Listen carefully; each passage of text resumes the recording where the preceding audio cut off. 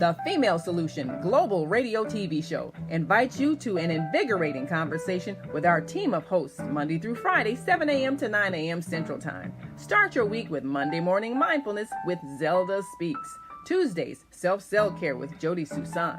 Wednesdays, Repairing Broken Families with Naima Latif and co-host Kareem Hamid. Thursdays, Soulful Solutions with Dr. Debbie Green. And Fridays, Health and Wellbeing with Beata. Saturdays, tune in 12 noon to 2 p.m. Central Time. First Saturday, Success Strategies with Zhana. Second Saturday, Wendy Williams Esquire on relationships. Third Saturday, Move Around with Deborah. And fourth Saturday, Wisdom with Mama D. Join us Sundays, 7 p.m. to 9 p.m. Central Time for Soul Purpose Healing with Beata.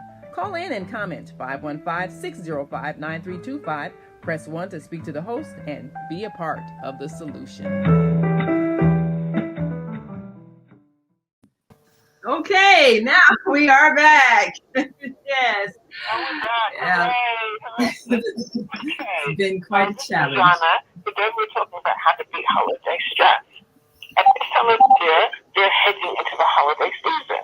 As I said, Diwali has just ended, and we're coming up to Thanksgiving, Hanukkah, Christmas, and New Year's, and of course, Kwanzaa. How do you beat holiday stress? Please phone in to ask your questions about how to beat holiday stress. Every month we're going to be talking about different areas where we can improve our lives. So this month we're talking about holiday stress. Next month we'll be talking about health. So get ready with your questions for next month. I'm joined today by 3 guests. The 3 Black moms. Barbara Pemmett. Now tell me, am I pronouncing it correctly? Yes. Pemmett. Okay, Cheryl Charles Pemmett, and of course our executive producer here at the Female Solution, Naima Latif. Collectively, they're known as the 3 Black Moms, and they have a regular show on YouTube as 3 Black Moms. Can you tell me, does it come out every week, your show?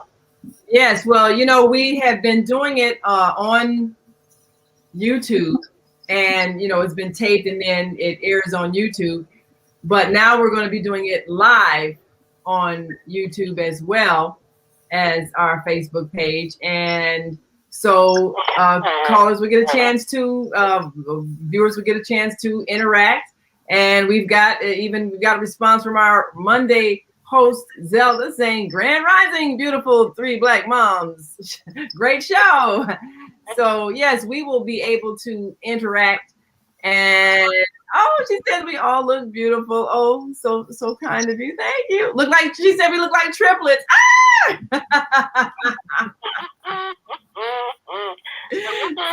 We're all moms. Yeah, so we're all moms. Yes. You have very distinguished journalistic and media careers, and as moms, you have all experienced holiday stress, I'm sure. So I'm going to start with you, Naima. I'm going to ask you each a couple of questions and also read a couple of things about how to beat holiday stress. So you're, in addition to being the executive producer of the Female Solution Global Radio and TV Network, you're also president and CEO of the online network of Associated Internet Radio Hosts. In other words, you just work all the time, right? Yes. Editor-in-chief of On Air Magazine. So tell me, how do you prepare for the holiday season? First of all, I know that you're a Muslim. Do you celebrate Christmas? And what holidays do you celebrate?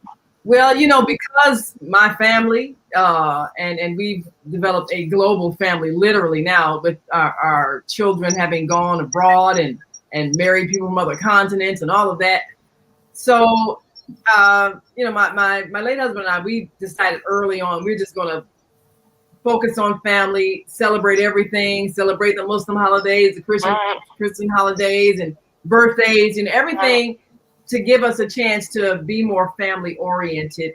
And so, even though we never spent a whole lot of money for gifts, I know my sisters probably say, yeah, right, she never, but that's okay. We celebrated the season and we gathered with the family, and it was, always a time of family dinners and things like that.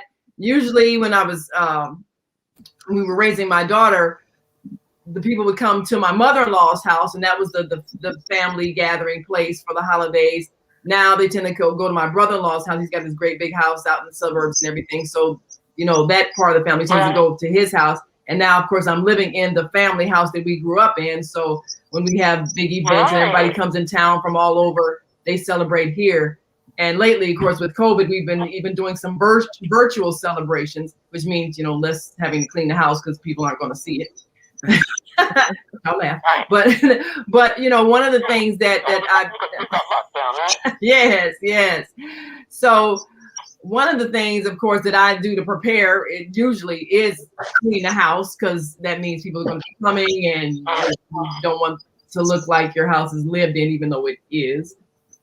So it's cleaning the house and just making sure everybody's schedule is what it is, especially when we deal with people coming in, flying in, or driving in from other cities. And, making sure if yeah, so. I'm going to read three suggestions from the BBC website. This one is take breaks from group activity. Pay attention to your own feelings and needs, which of course is what we do in NBC. Pay attention to your own needs and feelings. Spend a little time by yourself if you can. The second one is keep a regular sleep, meal, and exercise schedule, and limit your alcohol. And the third is get support if you need it. Holidays can sometimes trigger depression. So, what kind of things do people worry about? What causes the stress and anxiety over the holidays? Particularly, what kinds of things do moms worry about? Tell us one or two examples. You already talked about people coming from different places and making sure that, they're arriving at the right time and you know what time they're arriving and whatnot. Well, in terms of, when you say what things do moms worry about, I think things change as the ages of your children change. And she was talking about NVC, which is Nonviolent Communication, which is an organization that Zhana is part of. And one of the things that you worry about if you have an infant or a toddler, you worry about things like when you have, are you going to be someplace where they can sleep on time? Otherwise, they get crabby and start crying, and that stresses you out. If they're a toddler, they tend to need your constant attention. They can crawl around, get into things, put something in their mouth, choke. So you always worry about that when you take a toddler to a new location. Sometimes it might not be baby proof, so you worry about those kinds of things as a mom. You worry about, like, if they're the diaper changing phase, you worry about having enough diapers. I remember one time I had all the time, right? I mean, it's not just holiday season. Yeah, that's one of those mom things you worry about. But if you're going to be around a lot of people and you have a young child, sometimes you have to worry about, especially like if you have a child and everybody else is an adult and you're going into a situation where there are no other children for them to interact with, or no other children their age. You worry about if they're going to be bored, they're going to be cranky, will they have a good time, will they be saying, can we go, that kind of thing. So you worry about if your child is going to have a good time when you have to go someplace, or if it's going to be other children there, will they get along? So we were growing up, I really made a conscious effort, because I depended a lot on my sister Barbara, because I had an only child and she had twins and another older child. So I kind of depend on her to provide that sibling experience for my daughter, because she had, she had step brothers and sisters, but they were already grown by the time she was born. So they weren't like playmates. So that was one of the things that in celebrating the holidays, that I looked to my sister to provide that sibling experience that my daughter would have missed growing up. Well, talking about stress at the holidays, it's Barbara talking now. I have to tell you a funny story. I just want to introduce you first. Okay, go ahead. Oh, okay, go ahead. I'm just gonna ask anybody who wants to chime in. I'm happy for you to chime in, but please say your name. All my guests, all three of you, when you speak, just say your name again, please, so the listeners can tell who's speaking. I was just about to introduce you, Barbara. Welcome to the show. Thank you. What concerns you have coming up to the holiday start by telling you this funny story. When my kids were really young, I was the kind of mom who was determined to try to get everything on everyone's list and get as much shopping done as I could. I had one day of that shop till you drop days, and I had tons of everything for everybody. And I had started real early in the morning when the store first opened, and it was getting late. And I was so exhausted, I hadn't even stopped to go to the bathroom. I was in this store, in this huge department store, and I saw the sign, men on one side, women on the other, you know, of the bathrooms. And I went straight into the men's bathroom, uh, and was headed toward a stall and did not realize until I saw like three men facing the urinals. And I thought, oh no, I walked right into the men's bathroom. I was so tired. My brain didn't even function and shut off there, you know, and I'm hurrying out of there and going to the right ladies' room. Now, one of the things that I have learned Did they notice you? I just wonder, did they notice you going in there? over the years with stress, and this will account for all kinds of stress at all different times. Stress happens when you have this perfect list of everything you want to get done, and then something happens to throw everything off, and now you're upset because your list isn't going to be completed. I know that, as you said earlier, exercising is good for relieving stress. You get the serotonin and the dopamine and all that stuff going for you. Journaling is actually very good to take time to do to relieve stress. I know that for me in the past, running has always been a great stress reliever. And because I'm a slow runner, it would take about an hour and a half just to do 5 miles. Now, somebody else could probably walk that distance, but I found, and this is substantiated by research, that just communing with nature really helps you to de-stress. Being outside, getting that vitamin D, breathing in deeply as you walk. I used to do this when I lived in Chicago, walking along the lake, you know, especially during the fall season when the leaves are changing, and you can just really commune with the creator. And, you know, and I would rest a lot of times and just thinking of different scriptures to meditate on.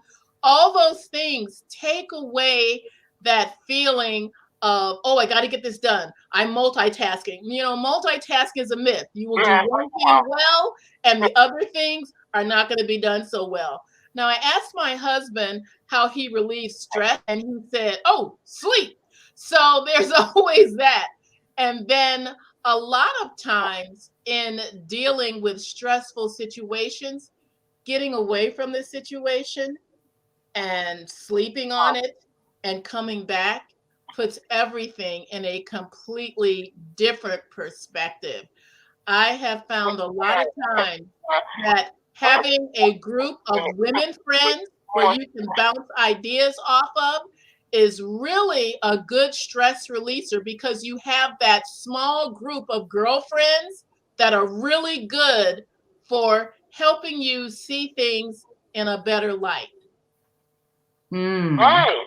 So giving a bit of perspective and also some support that someone is hearing you and listening to you, yeah? Yeah. Yes. Yeah. Okay, I'm going to read a couple more suggestions.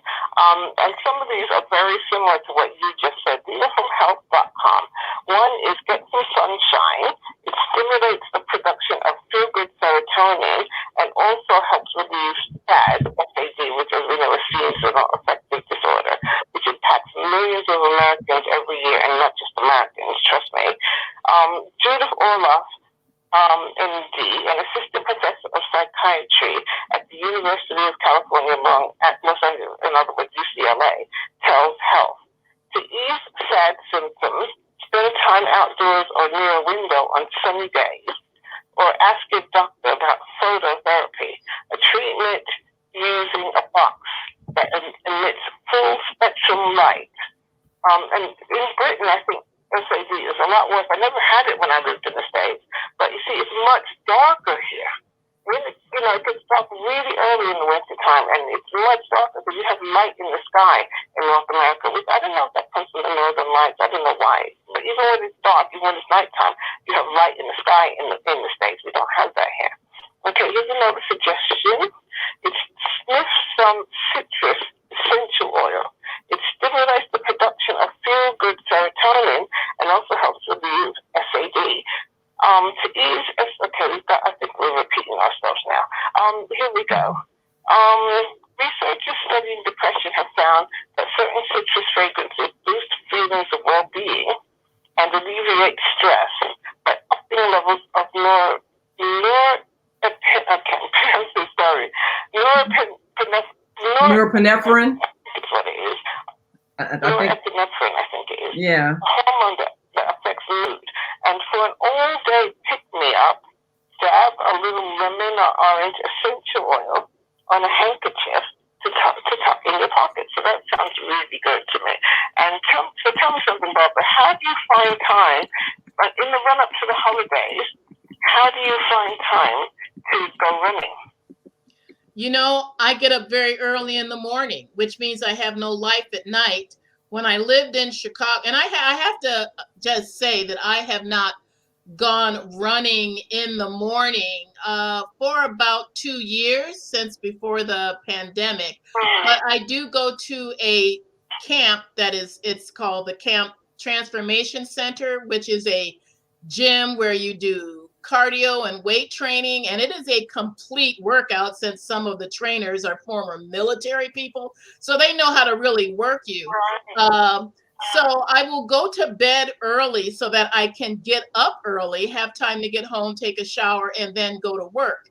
One of the most important things in doing that is it gives your mind something else to be thinking about and not stressing about all the things you have to do. I know I would tease my husband and call him Moses, because he would try to do everything. You get in your mind that no one else can get all these things done as perfectly as you, but it is important to be willing to delegate different aspects of work that have to be done. And it's okay if it's not done perfectly. It's getting done. It's not done the way you would do them, but just release that.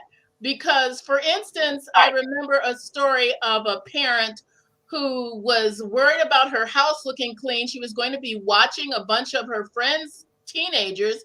They didn't care whether the house was clean or not. So sometimes you let that go, because the work will be there when you come back. Well, absolutely. Yeah, this is Cheryl here. And if you I wanted to finally chime in. One of the things that I realize is that we work so hard to make the perfect day, or or get the perfect present. Most of the time people forget that. And I like Barbara's crazy.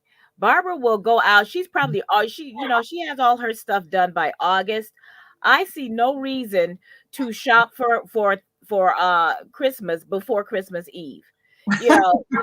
Maybe I'll do it like the day before Christmas Eve, because we have church Christmas, Eve at night.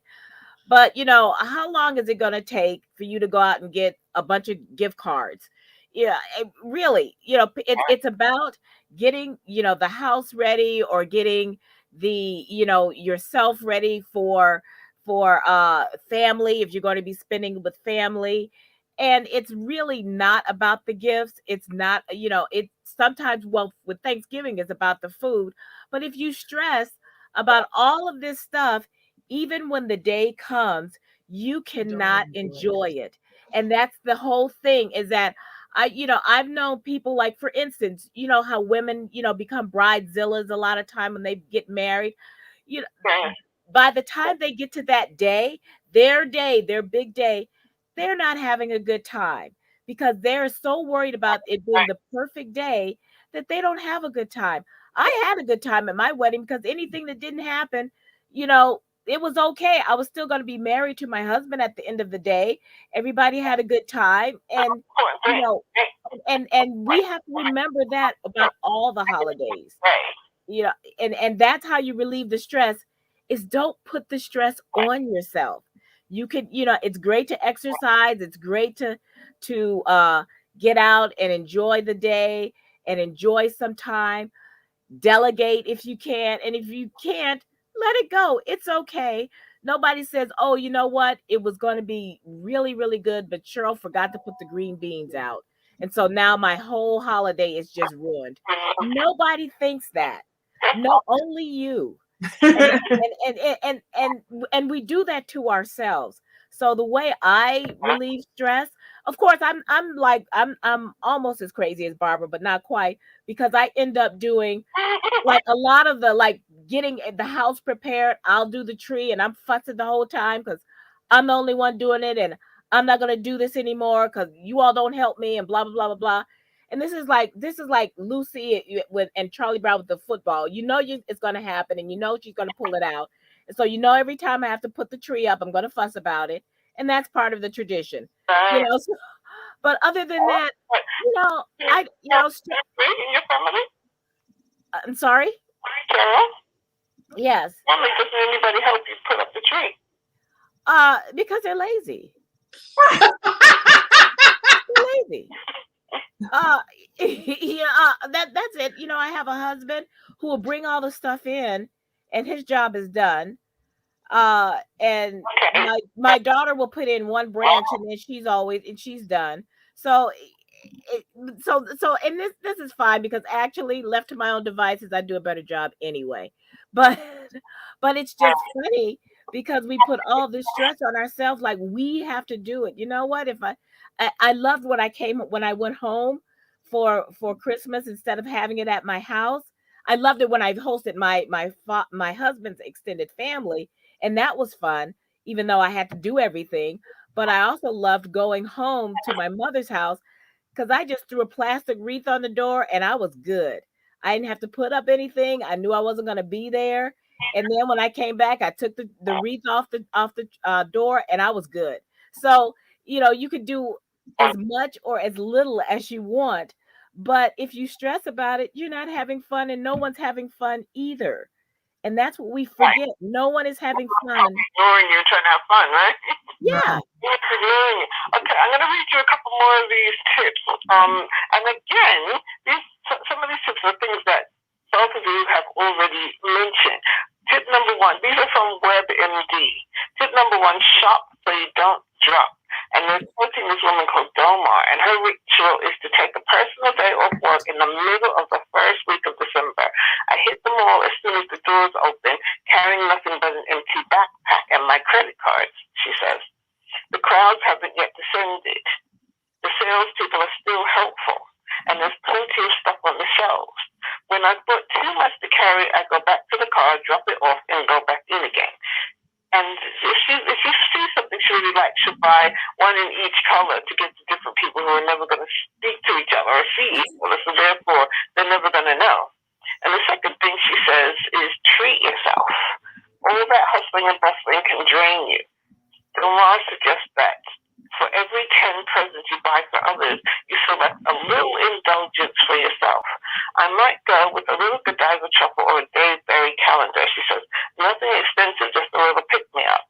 She also recommends regular exercise and making time for a movie date with your partner, a soak in a hot tub, or a solitary evening of soothing music. That sounds lovely, doesn't it? Now, a lot of these suggestions, it occurs to me, are to do with self-care. So I'm going to ask all three of you, what do you do for self-care when it's coming up to the holidays? Before you answer, I just want to remind everyone listening, please phone in with your questions. If you've got any questions, we are here to provide solutions. The number again is 515-605-9325. If you're outside the United States, it's 001. Put 001 in front of it, and then it's 515-605-9325. So I'm going to ask you, Cheryl, but actually anybody who wants to answer this question, where do children fit in the holiday mix? Do they make things more stressful or less stressful?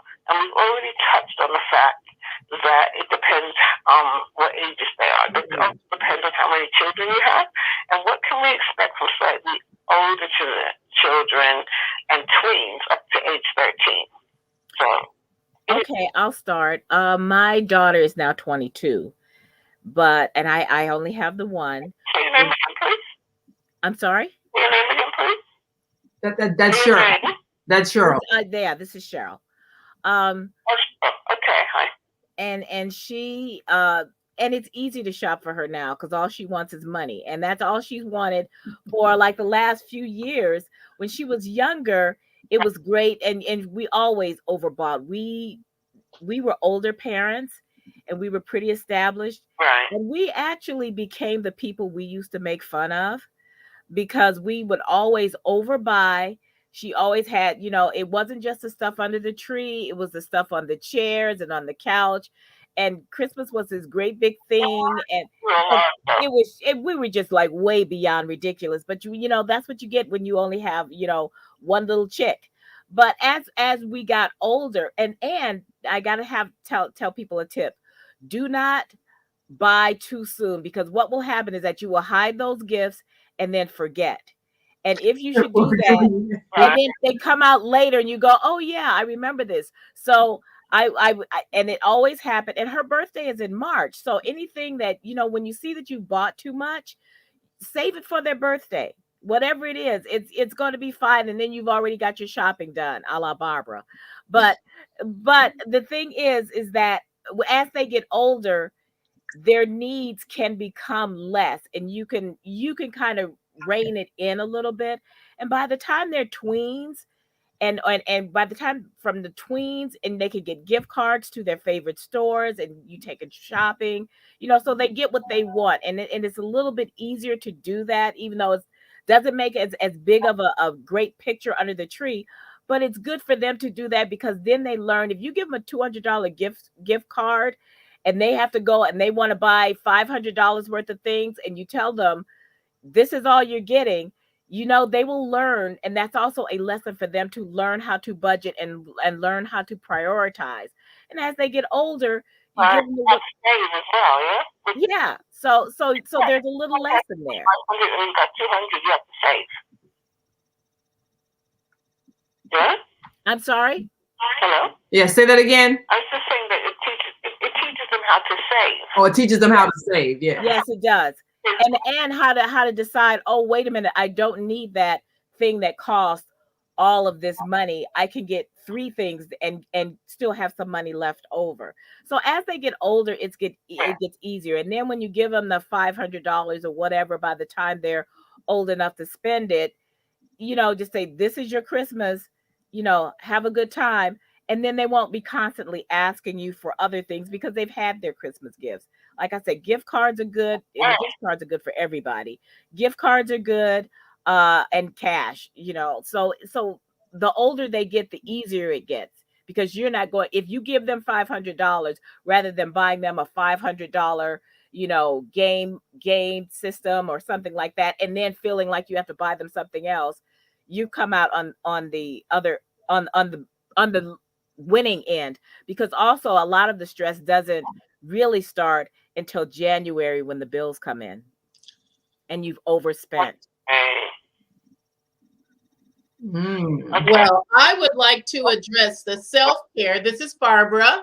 And for me, self-care is getting a pedicure. And I always get the super deluxe one, where I can sit there and it takes almost 2 hours to have my feet rubbed, scrubbed, legs massaged, and everything. The only thing better than that is a full body massage, which after a long race, I will definitely get one of those. And in terms of the shopping with my kids, it is different when they are younger. When my kids were younger, I always went to that special sale on Thanksgiving morning, where the store that had cut rate toys had the best deals. And I would go there with my friends, stand in a long line from 6 a.m. in the morning until 9 when the store opened, so that you could get best pick of the ones that were best on sale. And by the way, Thanksgiving is celebrated in Australia, where my son and daughter-in-law and grandchildren live.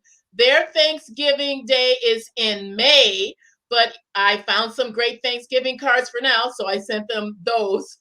But in terms of when the kids were younger, and we would go shopping, buy things for them. A lot of things that they liked as young children were crafts, those kind of things where they could make things, build stuff, all of that spectrum. And as Cheryl said, when they get older, it is easier to shop for them. They used to write a Christmas list of things that they wanted.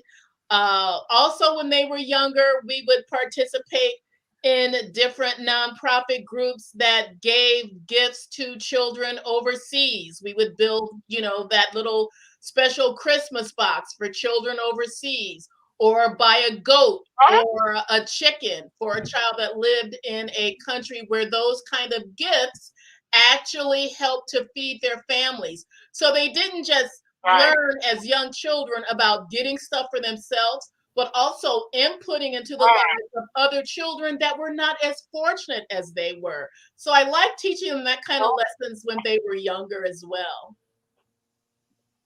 Mm.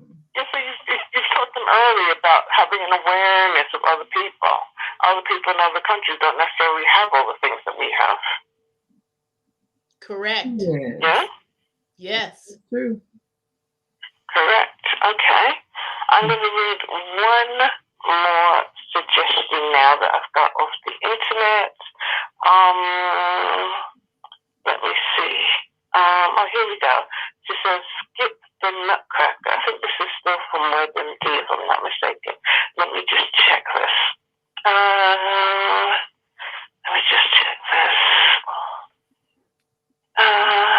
Sorry. Oh, yeah, this is still from WebMD, and it says, skip the nutcracker. And what she's saying is, basically, you don't have to do everything every year. If that is simply too much heresy, go ahead and take in the ballet, but forego the big menorah lighting or the Santa parade or the holiday ice show. The point is, don't drag yourself or your family from event to event. Think quality, not quantity.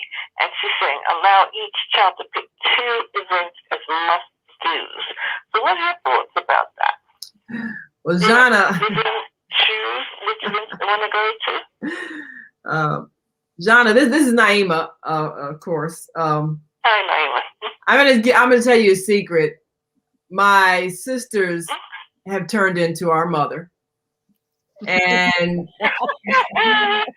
I remember growing up. Every holiday, our mother she went through the whole frantic thing, getting up early and preparing the food and fussing the whole day, telling us how lazy we were because we weren't getting up and helping, angry at our father because he wanted to, sit in front of the TV and watch the ball game. And she would fuss and fuss. And every year she would say, this is the last time I'm doing this. This is the last time I'm doing this. Every year. So I'm listening to my sisters say this stuff. They turned into our mother. And they're doing the same thing she did.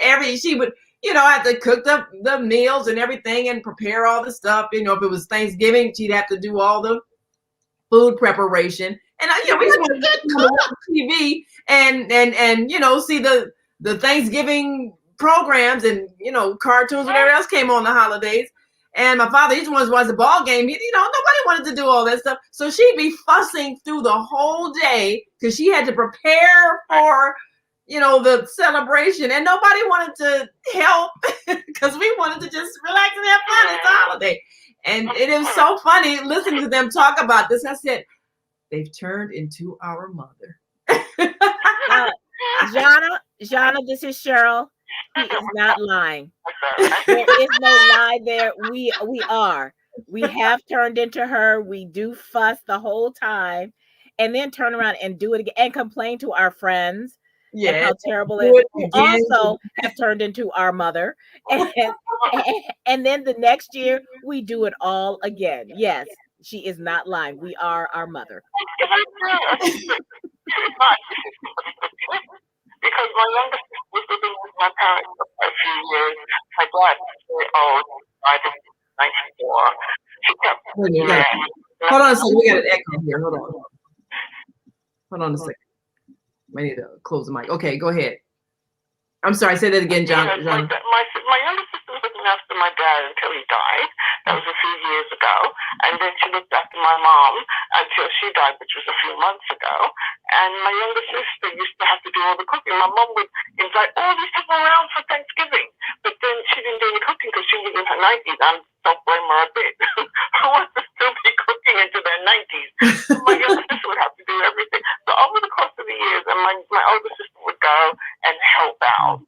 So things didn't get too stressful for my younger sister. But over the years, they found ways to cut down on the work. So they found places that would, for example, provide a turkey crown. So you don't have to cook the whole big bird, right? Because there was only 3 of them at that point. They found places where they could order in. So they didn't have to do all this cooking. I mean, me personally, I don't cook anymore. But when I used to cook, I used to love cooking for Thanksgiving. I used to love it. But if you don't love it, don't do it. It's just a suggestion. Yeah, if you don't love it, don't do it. Go to somebody else's house. Yes, in fact, this is Cheryl.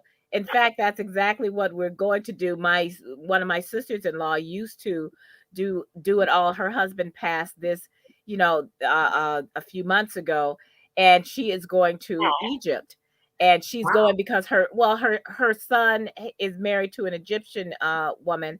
And so they're going so that they can plan to have a formal wedding in Egypt in a couple of years. So she just said, you know what, we're not doing Thanksgiving this year. And I said, well, you know what? We can order. I mean, the grocery stores now, they have the whole thing where you can order the turkey cooked and the fixings, and I can make mac and cheese and my sweet potato, candy sweet potatoes and whatever other sides that I might want. And it's just like, all you have to do is remember to pick the stuff up. And it's so much stress-free. It is very freeing. You still get the leftovers that everybody likes. And it's just right. Yeah, we just need to stop feeling like we have to do everything. Follow the tradition. Yeah. This is the tradition. We have to do the tradition. And then you stress yourself out, and then if you think about it, that was part of the tradition, the stress. Why are we doing this? Yeah, that's right. That's right.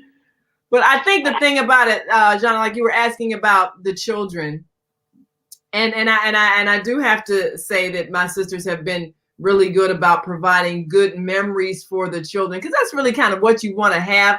You want to have something that your children can look back on with happiness.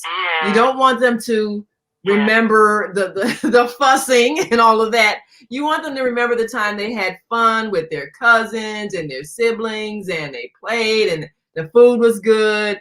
And you want them to, and if they they got toys during the Christmas season or whatever the case may be, you want them to remember the bicycle that they got, the toy that they got, and they're playing out in the yard or in the snow or whatever. You want them to remember the fun. That's really emotionally, as an adult, when you have good memories of those special holiday times, that's what gets you through the difficulties when you do have stressful times. And we all have, some of those major issues in our lives where it seems like everything's falling apart, and you just want to go in a cave someplace and hibernate. That life has just gotten too overwhelming. But if you have a memory of a good time as a child, it's almost like resetting a computer. You go back on the history of, if your computer's ever crashed, you go back to the history of it, of the point on your computer that it was organized and it was correct, and then you can reset it. We almost have to kind of do that with yourself, and you can go back to that holiday time, that happy time, that fun memory, and reset your emotional self so that you can maintain some sense of inner peace. So I think that is one thing. I mean, we went through the fussing and the stress of watching our mother go through stress. We had fun. She was stressed. So but making sure that children enjoy it, that's important. So I was thinking, I believe as adults, we deserve to have some fun, Don't let the children have all the fun. We deserve play cards, and then sometimes we would have fun, like we play, board games or some other kind of silly little games. So, I think those are and that's important too. The adults should think about what is fun for them instead of stressing about making, like you say, the perfect day. What would we have fun doing? Because we could play some little silly games. You had some board games and other things like spoons and other, things like that. So the adults can have a fun, silly, happy time and not worry about so much, did I do everything right according to the tradition, so that people can say I'm a, competent mother or wife or whatever. Just have a good time. Yeah. And I still remember the times after Thanksgiving, or if it was a special occasion and my parents had friends over, and after dinner my dad would be sitting down with his mates playing Scrabble or Monopoly. And those are just really lovely memories. Mm-hmm. Yeah. Really lovely memories of sitting playing with friends, Yeah, and I think another thing also, you always have, some relatives that might be a little difficult temperamentally. It's important to deal with that, because sometimes that's the causer of stress. Like if you've got people who tend to, be a little bit emotional, maybe start an argument or whatever, maybe be a little inebriated, whatever. Those kinds of things can affect the mood in the place. So you have to, if you're the host of a holiday gathering, you have to be conscious of the people who come into your house and what kind of spirit that they're bringing, and make sure that you keep things calm so that things don't get unpleasant, because you want it to be, at the end of the day, it's a memory that you're creating, and you want it to be a happy memory, and you want it to be a thing that you can look back on, and you want it to be a thing that you want to do again. So the host kind of has that task. What we haven't talked about is the sulky teenager. And I was the sulky teenager because I was very deeply unhappy. It wasn't fun to be around when I was a teenager. I was deeply unhappy. These sulky teenagers who don't want to do anything. They don't want to cook. They don't want to go and see the Nutcracker. My mom used to just send my younger sister and me off to see the Nutcracker every year. We didn't have a choice. You didn't want to go? Going to the Nutcracker. But you don't want to go to the Nutcracker, and you don't want to, sit and talk to your guests. And so either you could just be genuinely having problems, or you just are being a difficult, uncooperative teenager. It's not really fair to label people that way. But I think you know what I mean. Well, let me ask my sisters, because we've all had our teenagers go through the teen years. How did you all deal with it when your teenagers got to the point where it wasn't fun doing the things with the family, and you wanted them to have fun and they didn't? They, like Cheryl, your daughter grew up seriously in the cell phone age, when you can't get them to participate and they'd rather be in their phone than have a conversation or participate in the gathering. How do you handle that? Do you let them just be sulky and just say, okay, forget it, you sit in the corner, we're going to have fun over here? Or do you try to make them get involved? What do you do about that? Well, this is Cheryl. I've got the youngest of the kids, so I was the last one to go through that. And I have to say, my sisters talked me off the ledge plenty of times throughout me raising my daughter. And she has, and we had our difficult times. As I'm not gonna lie, from the age of like 12 to about 18, those, I always call those the dark days, which, triggered her, because I would call those that. And I think they still trigger her when I say that. But now she also understands, and she is an amazing human being. But she understands now that she was hormonal. And so if you understand, and there's a good book, I think it's called the Teenage Brain. And if you can read that, you can understand where a lot of those emotions are coming from. And because she was an only child, I wanted, and I knew she wasn't going to have that sibling experience. What I did, and what we did, is that we invited her to invite her friends. And there were plenty of times where we would go somewhere and we would say, if you want to invite whatever best friend or friends that you have, and it might be something you might want to do, and we would take them. We took one of our friends to Florida with us.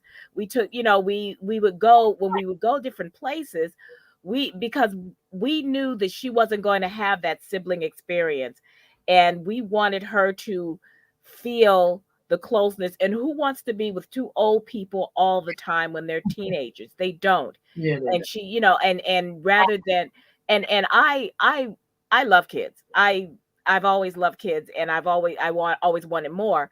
But so I didn't mind having her, like, us go to New York and take one of her friends to New York, and those kind of things. And I think that helps, because if you ask them what they want to do, and then kind of say, well, why don't you invite, or you can invite somebody if you'd like to do this.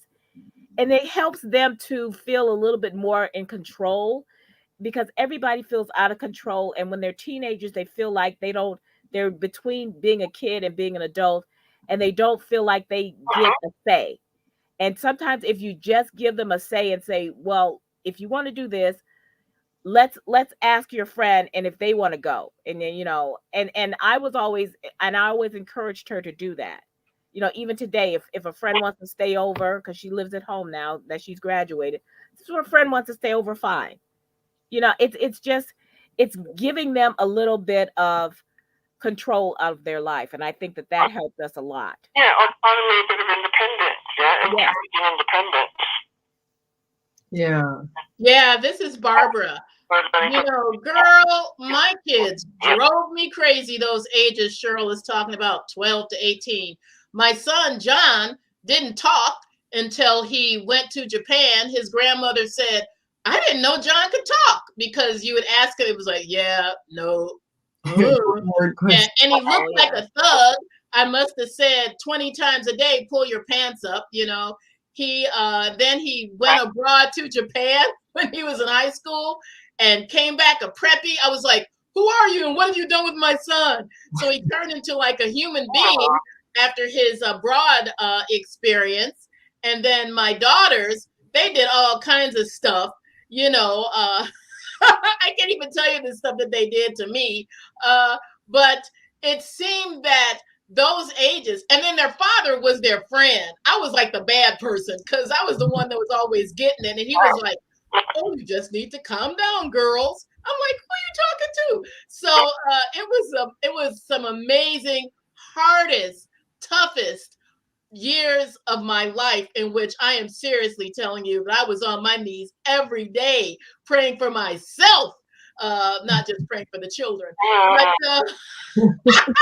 and today you would never know it. They are fabulous. They are my two of them are great parents. My son and his twin sister. They are great parents, and I am amazed, because obviously something that I did that was good, they picked up on that part. And I think that just as children going through those stages during the holidays, they seem to do well with their cousins. We would play the kind of inclusive game where they had to participate. They liked board games.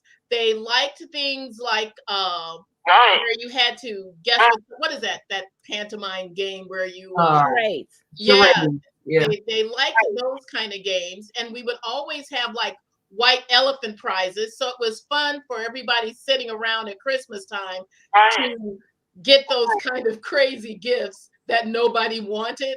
But I don't know, those kind of things kind of built camaraderie with them. There wasn't too much of that, oh, I don't want to do that, I don't want to be with the family, I don't want to do that thing with you. They kind of enjoyed those moments. Okay, can I just jump in here? This is Cheryl.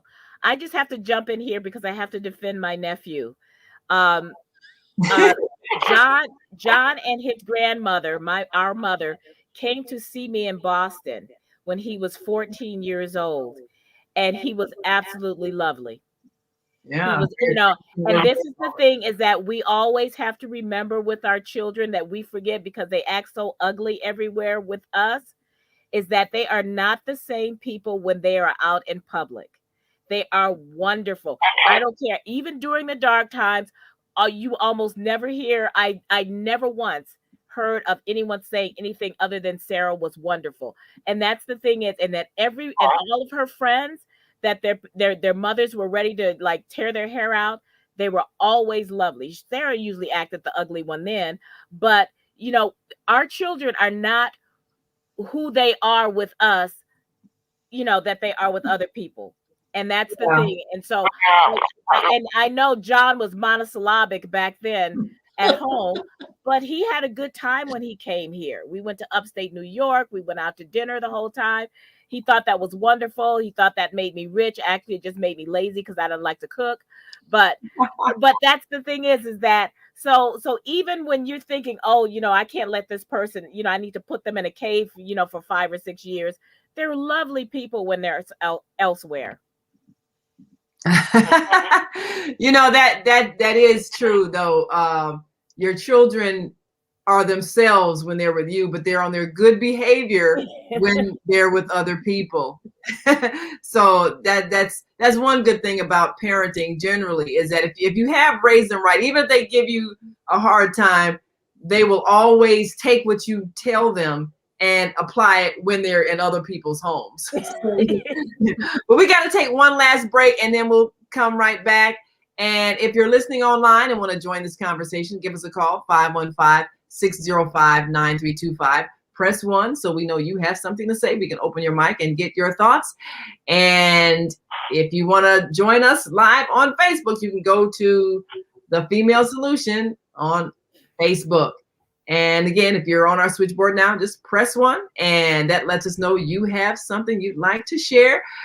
We are with our host, Zhana, live from London, talking to 3 Black moms on dealing with holiday stress. And we want you to look forward to the upcoming live show, 3 Black Moms, coming to YouTube and Facebook live on 3 Black Moms channel.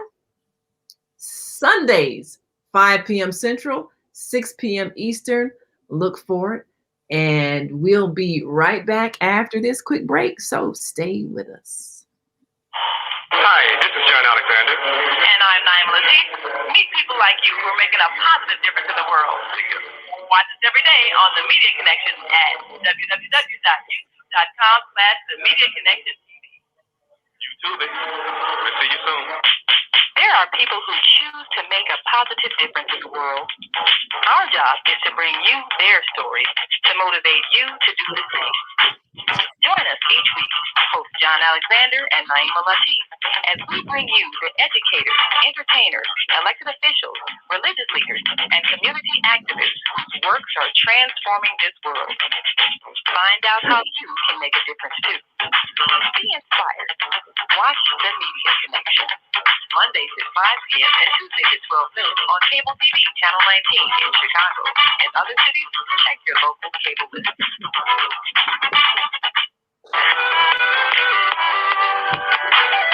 Tune in to Social Solutions with Dr. Debbie Green on Thursdays at 7 a.m. Central Standard Time and 8 a.m. Eastern Standard Time to hear great topics and stories on grief and turn it into victory. Join Dr. Debbie Green to listen to stories from trial and learn how to overcome. You are not alone in your life, and there is hope in the darkest hour. This is your time to learn strategies and solutions to improve your life. It's your time. So join Dr. Debbie Green with Soulful Solutions and call in on Thursday at 7 a.m. Central Standard Time and 8 a.m. Eastern Standard Time at 515-605-9325 with comments and questions. Look to hear from you real soon.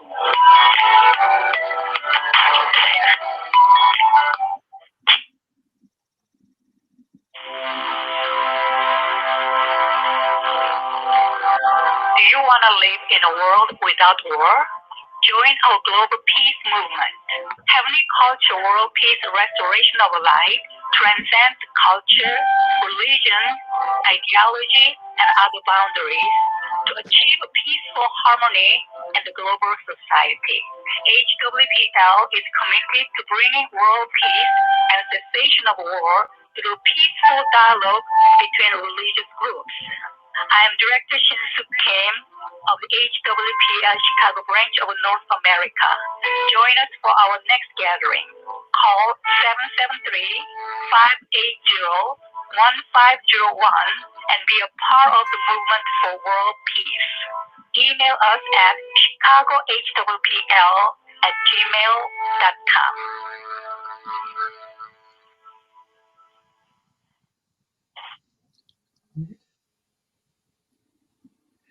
The Female Solution Global Radio TV Show invites you to an invigorating conversation with our team of hosts Monday through Friday, 7 a.m. to 9 a.m. Central Time. Start your week with Monday Morning Mindfulness with Zelda Speaks. Tuesdays, Self-Help Care with Jody Susan. Wednesdays, Repairing Broken Families with Naima Latif and co-host Kareem Hamid. Thursdays, Soulful Solutions with Dr. Debbie Green. And Fridays, Health and Wellbeing with Beata. Saturdays, tune in 12 noon to 2 p.m. Central Time. First Saturday, Success Strategies with Zhana. Second Saturday, Wendy Williams Esquire on relationships. Third Saturday, Move Around with Deborah. And fourth Saturday, Wisdom with Mama D.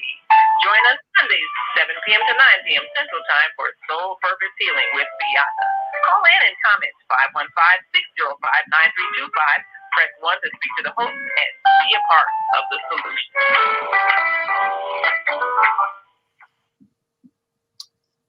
And we're back. And we're back. So, who is it? Was it Cheryl? Was it you that was saying you were on your knees every day at one point, praying? I think that was Barbara that was praying. I'm the one with the 3 children. Yes, I have an older daughter and then I have twins. My oldest daughter is now 35 and my twins are 31. So Right. we've got a fabulous history behind us, but I remember those tumultuous days of teenagehood, and now they've turned into such wonderful people. You could tell I must be talking about 3 other children. But you know, they actually everybody's children really did turn out well. I've watched Barbara's daughter, just an amazing mother, so very patient with her young son, you know, and you know, all of them, with all the things that children go through, all of our children have been they're very balanced, very calm, very peaceful. Now it could be that they've decided to be opposite of what we are, since we were so insane. They said, okay, now we know how to not be, so we're gonna be less crazy. I don't know, maybe that's it. I don't know if we set the example of what to be or what not to be, but they turned out well, all of them somehow. But you know, I think one of the things that we learned basically is that if you connect with your family, there's always a sense of being that you're not alone. And I think that's one of the things that the holidays help. What's sad is that when people get abandoned and when they're maybe older and people forget, or maybe they didn't have children and nobody remembers to invite them to things or ask them how they're doing or even call. So that's one of the things that I would say is important. All of us, I mean, we have these crazy memories, and we talk about a lot of it on our show, 3 Black Moms, but we had each other, and that was one of the things that kind of gets you through your childhood. You have it, and that's why having that sibling experience is important for all of us. My daughter kind of grew up sort of an only child because her siblings were so much older from my husband's first marriage. But, you know, she spent a lot of time with my sister's children. We visited Cheryl every year in Boston. And then, of course, Barbara was living in Chicago when our children were growing up. So it's important to be connected. And that's one thing the holidays help you do. I think what's difficult is if someone who is essential to the family, maybe, you know, a parent or a spouse, whatever, when they pass away and you really notice their absence during a holiday, and that sometimes can affect how you feel, but you get through it if you've got your other family members. It's hard if you just had that one person and they're gone and you're by yourself. If people don't remember to call you or invite you to dinner or you make you feel part of the family. So that's what we have to remember to do. Remember those who might be alone because everybody in their life is gone. You know, I was going to also say that during the time that my husband was in seminary and we were living on a college campus, over the holidays, they encourage couples to invite students who lived in other countries who would not be able to go home for the holidays. And we started doing this thing where we invited other students who maybe their folks were from Europe or, you know, Asia or something. We would have them over for Thanksgiving, and we would have what we call random gifts, just gifts that I bought that they could open. We didn't know what they were, but we just called them, oh, random gifts for people who were not part of our family, but were invited to come and celebrate with us. And that was fun. That's really nice. Yeah, we had a caller here. I think their call dropped. Let me see. That's right. Yeah, I'll make the call. But I think their call just dropped. I haven't even been paying attention to the switchboard. Hi. Yeah, hold. Their call just dropped. I'm gonna try to get them back. Yeah, sometimes that can happen because they look like they were. Well, it was a different area code, so it might have been from Canada, but we'll see when they call back in and open their mic. Yes. So one of please call back. Please call back. We want to hear from you. Definitely. Okay, so Naima, while we're waiting for the caller to call back, I've got a question for you. Yes. Which is that I don't know a lot about Muslim holidays like Eid or Ramadan. Well, Ramadan's obviously a fast, but do people get stressed about those things as well? You know, it's an interesting thing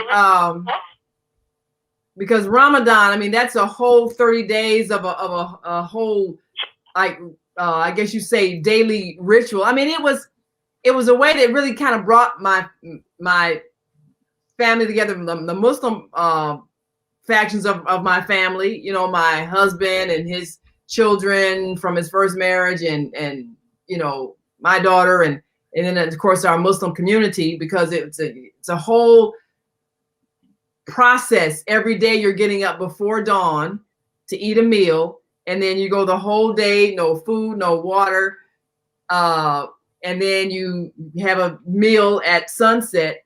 So it's a kind of a fun thing, and you know, it sort of, in a way, it kind of connected you with a global family, because you would meet people on the street and you know they're Muslim, you know, we're all sharing this thing, we're all walking around hungry and talking about being hungry and everything. It's kind of funny, you know, but the whole thing is, it does connect you to a wider family of people that are going through this process of kind of a spiritual cleansing, to remind you that there are people who are starving because they can't eat or they can't drink. So it reminds you to be more generous, more charitable, and then gathering for the feast afterwards. Usually there's a big celebration at someone's home or at the mosque or both. So it was a bonding thing.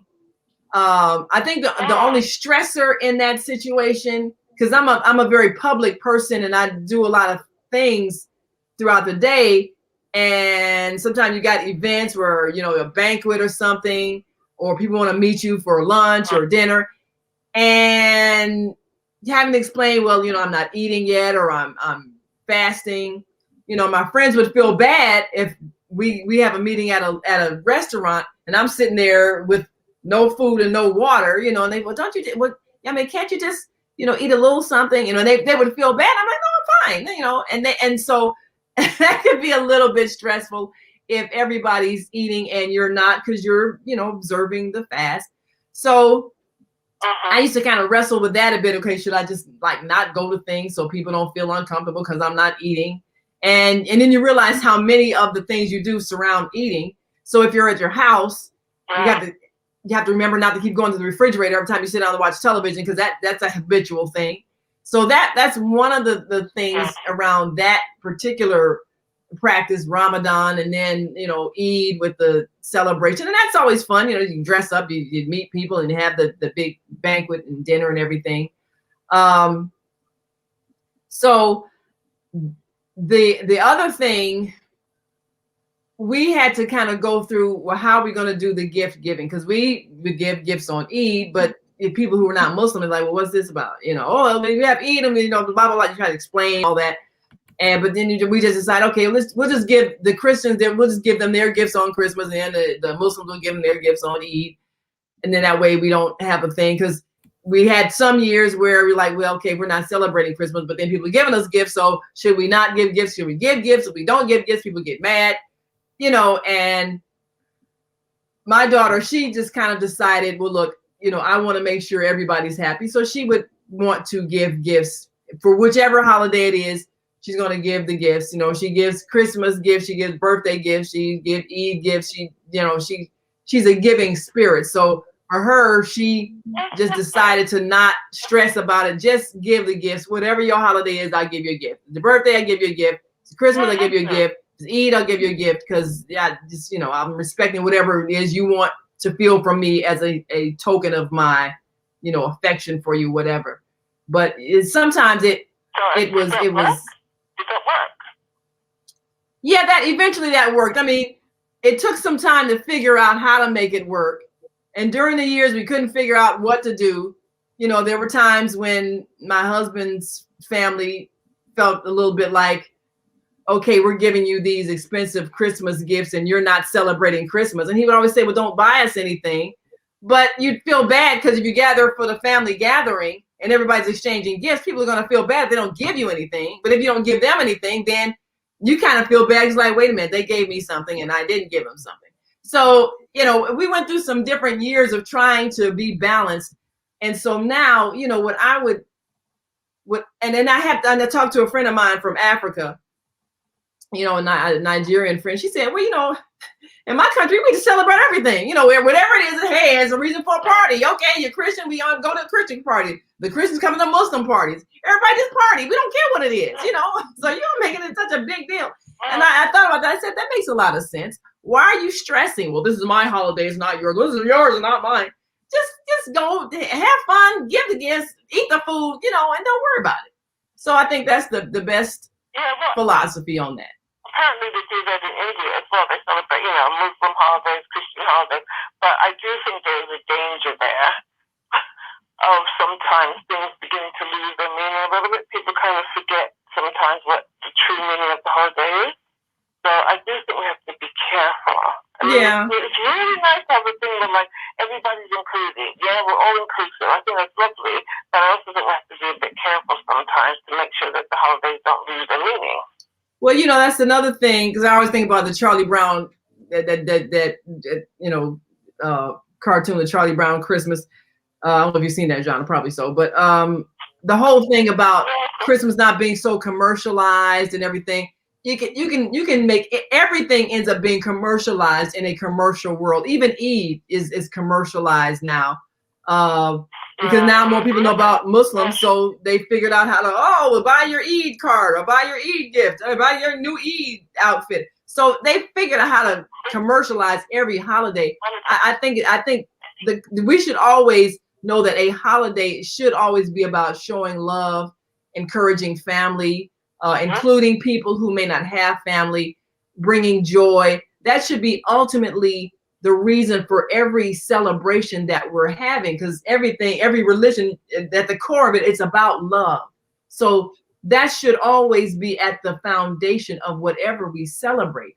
It's about love. And so once our family realized that, then we just decided we're not going to stress about, the religion. And matter of fact, my daughter, I think she ended up celebrating everything, because my brother-in-law, he went all out for everything. If it was Halloween, he wrapped up, bags of candy to give to the children and put out big pumpkins and all that. He was really into it. If it was Easter, he'd really be into coloring the eggs and all that. If it's Christmas, he'd be really into decorating the tree. And so we lived in a two family home. We lived upstairs, and my mother and brother-in-law lived downstairs. And through my brother-in-law downstairs, Kevin, my daughter's a kid. She experienced every kind of holiday, every celebration, all the fun children things. So she really didn't miss anything. And plus, you know, visiting my sisters and everything. So I think she kind of had more of a holistic view of celebrations and holidays, that it's all about having fun with the children, having fun with your family, and not so much the religious aspects of it, or, you know, excluding these people because they're not of this and you're of that. You know, I think she was able to grow out of that thought so that it didn't become a stressful thing. It's just have a good time with your family and the people you love, and show your love, exchange gifts, and have a good time. That's she learned that. Yeah, this is Cheryl. I just want to jump in here on this idea, because a lot of times when we celebrate holidays that are not our own, we're also learning. Everybody's talking about diversity, equity, and inclusion. And like, I have people from different religions in my family. I mean, I can defend Islam because I'm Muslim adjacent, and I can understand that. I've actually, I'm a United Methodist, and I have preached on Ramadan at my church. I'm a lay leader. And so, because I wanted to educate people, when we see, and I said, okay, this is the way I interpret the thing that says, in my Father's house, there are many rooms.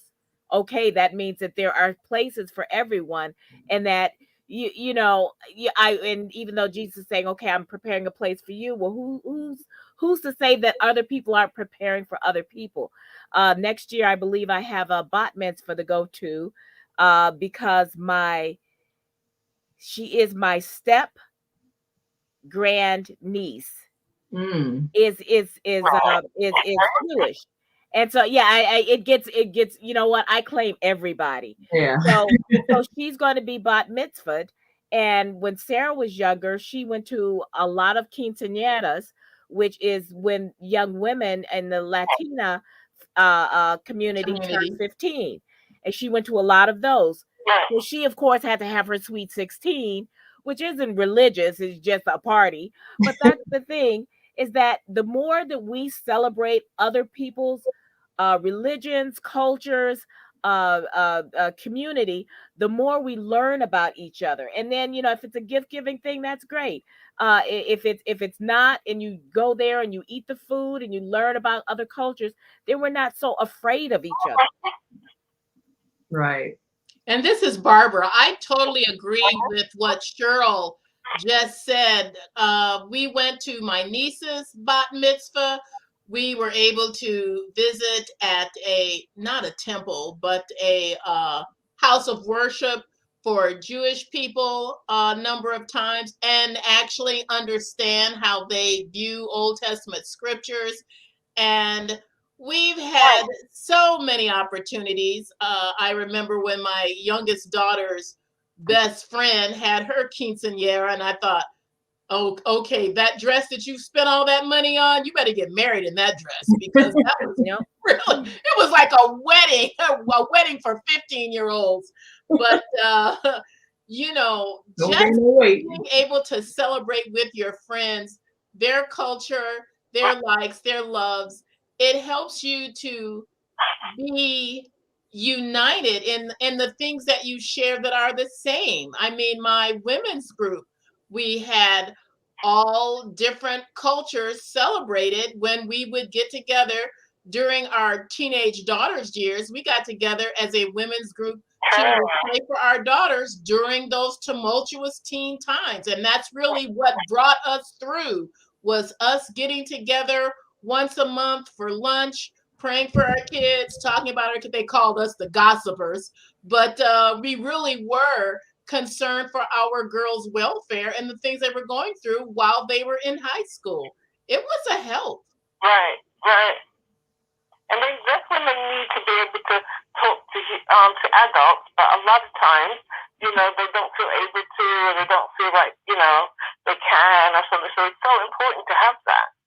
It's so important to have that. Apparently, I did a retreat once many years ago in Hawaii, and the Hawaiian tradition apparently is that when a girl reaches puberty, they have this big sort of gathering for her, and all the elderly women in particular are there, and they have to answer any questions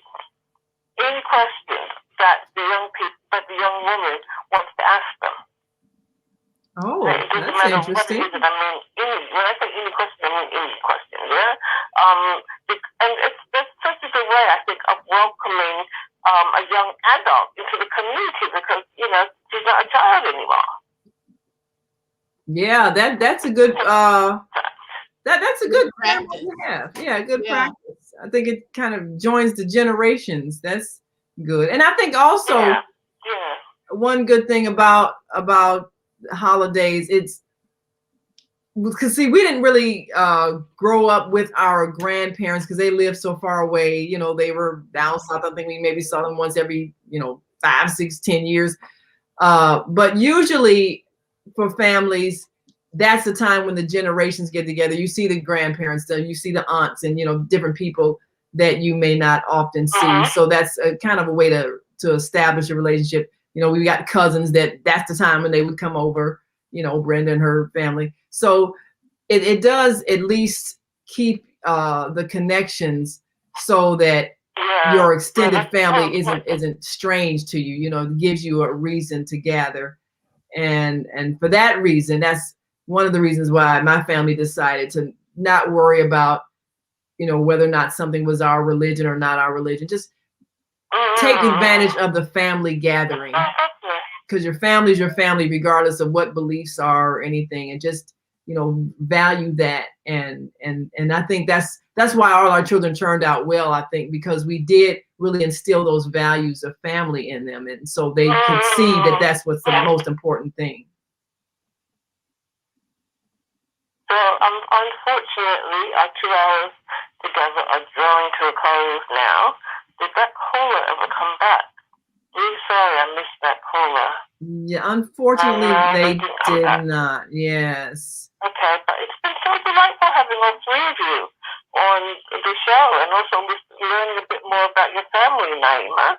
Yes. So you guys have got to come back soon. Oh, absolutely. And we do want you all to tune in and watch us on Facebook Live, the 3 Black Moms, and on our YouTube channel, 3 Black Moms. We will be live on Sundays at 5 p.m. Central and 6 p.m. Eastern. And of course, just and remember to turn your clocks back an hour. Right. Tonight. Yes. Turn them back tonight.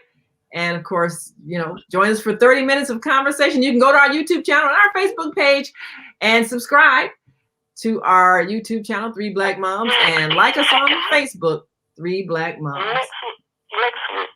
All right. Next week, next month, this is Zhana from the Success Strategy Show. Next month, we're going to be talking about health issues. So if you've got any health issues that you want some advice about, please phone in. And there'll be more about this on the same channel very soon. Thank you so much for joining us. All right. We've come to the end of our show today, but you can hear every show in the archives at www.blogtalkradio.com/the-female-solution. You can also hear today's show on the Female Solution Facebook page. Go to www.facebook.com/the-female-solution. Leave your comments about today's show. You can always reach me on my website at www.naimalatif.com. That's www.naimalatif.com. Watch our TV shows, listen to our radio shows, order our books, and be sure to get your copy of the book, The Female Solution. On behalf of our team of radio hosts, I'd like to thank all of you who participated in today's discussion. And to our global family listening from all around the world, we say thank you.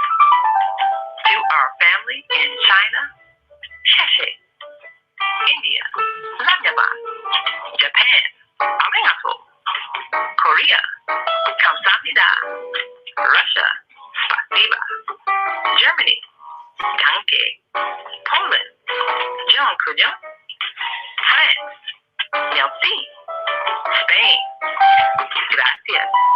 Italy, grazie. Egypt, shukran. Ghana, medasi. Nigeria, eshe. South Africa, nyabonga.